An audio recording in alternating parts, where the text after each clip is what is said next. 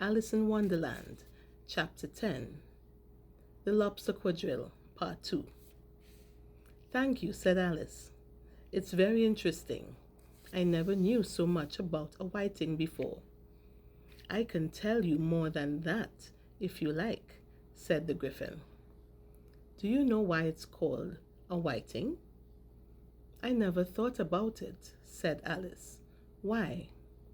It does the boots and shoes, the Gryphon replied, very solemnly. Alice was thoroughly puzzled. Does the boots and shoes? She repeated in a wondering tone. What are your shoes done with? Said the Gryphon. I mean, what makes them so shiny? Alice looked down at them and thought a little before she gave her answer. They're done with blacking, I believe.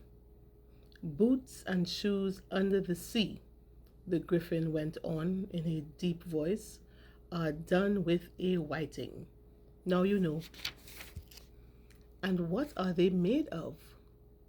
Alice asked in a tone of great curiosity. Soles and eels, of course, the Gryphon replied rather impatiently. Any shrimp could have told you that. Of course, the soles is S-O-L-E-S and the eels E-E-L-S. If I'd been the whiting, said Alice, whose thoughts were still running on the song, I'd have said to the porpoise, keep back, please. We don't want you with us. They were obliged to have him with them, the Mock Turtle said. No wise fish would go anywhere without a porpoise. If a fish came to me and told me he was going on a journey, I would say, with what purpose? Don't you mean purpose? Said Alice. I mean what I say, the Mock Turtle replied in an offended tone. And the Gryphon added, come, let's hear some of your adventures. I could tell you my adventures, beginning from this morning, said Alice a little timidly. But it's no use going back to yesterday, because I was a different person then.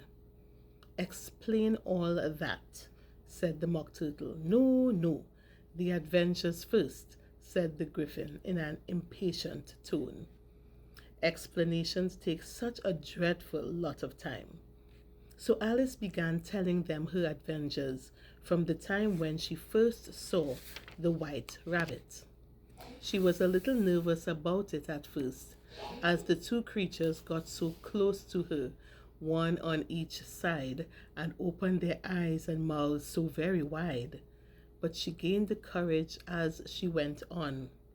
It's all about as curious as it can be, said the Gryphon. Stand up and repeat.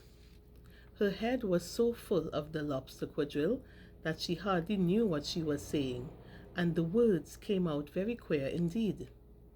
"'Tis the voice of the lobster," I heard him declare. "You have baked me too brown, I must sugar my hair.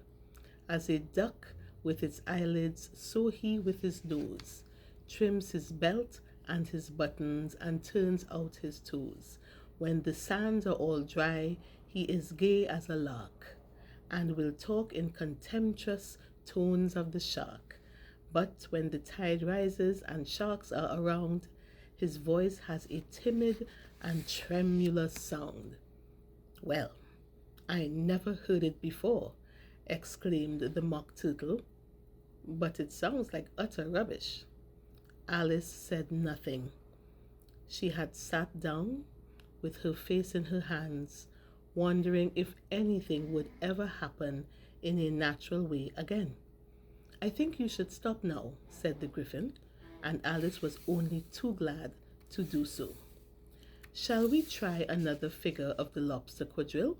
the Gryphon went on, "or would you like the Mock Turtle to sing you a song?" "Oh, a song would be lovely, if the Mock Turtle wouldn't mind," said Alice. "Sing her turtle soup, will you, old fellow?" said the Gryphon. The Mock Turtle sighed deeply and began, in a voice sometimes choked with sobs, to sing this. Beautiful soup, so rich and green, waiting in a hot tureen. Who for such dainties would not stoop? Soup of the evening, beautiful soup. Soup of the evening, beautiful soup. Beautiful soup. Beautiful soup. Soup of the evening. Beautiful, beautiful soup. Beautiful soup, who cares for fish, game, or any other dish? Who would not give all else for two pennyworth only of beautiful soup? Pennyworth only of beautiful soup. Beautiful soup. Beautiful soup. Soup of the evening. Beautiful, beautiful soup. As the mock turtle continued singing, a cry was heard in the distance. The trial's beginning. The griffin caught Alice's hand and started to pull her. Come on! As she rushed off with the griffin, Alice could hear the words becoming fainter. Soup of the evening. Beautiful, beautiful soup. Stay tuned for chapter 11.